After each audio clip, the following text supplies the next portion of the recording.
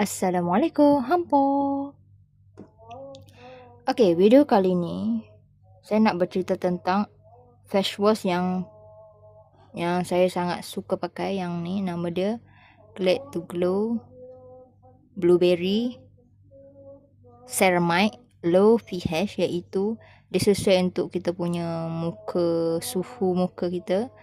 Dia texture gel cleanser, pencuci. Gentle deep clean, maksudnya dia sangat lembut di kulit dan sangat membersih kulit kita daripada kemerahan, dan dia buatkan muka kita bersih dengan lembut, dan dia menjaga kelembapan dan merawat skin barrier serta menenangkan kulit berjerawat dan kemerahan.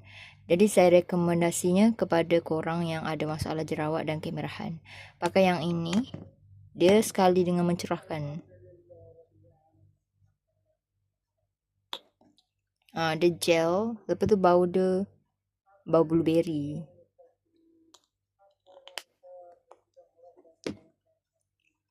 Yang ini pun bagus juga, yang susu kambing ni.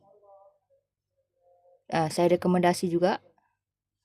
Daripada brand Syurah Yakin dan Suci, God Milk, susu kambing dengan susu kambing, 100% Netherlands, pembersih muka dual moist facial cleanser with multi vitamin and HA, no paraben, no SLS or SLES, no alcohol dan no mineral oil.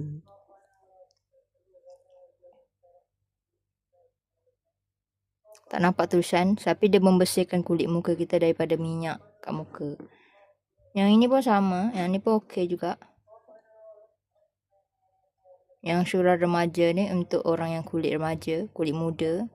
Ni pembersih muka, control minyak. Ni bagus juga sebab dia lembut kat kulit dan dia mencerahkan sekali kulit kita tahu.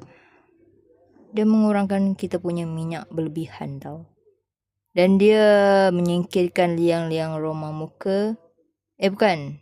Dia membersih kulit muka anda secara mendalam sehingga ke liang-liang roma muka dan menyingkirkan sel-sel kulit mati untuk kulit yang bersih dan licin, mengandungi agen kawalan minyak licin.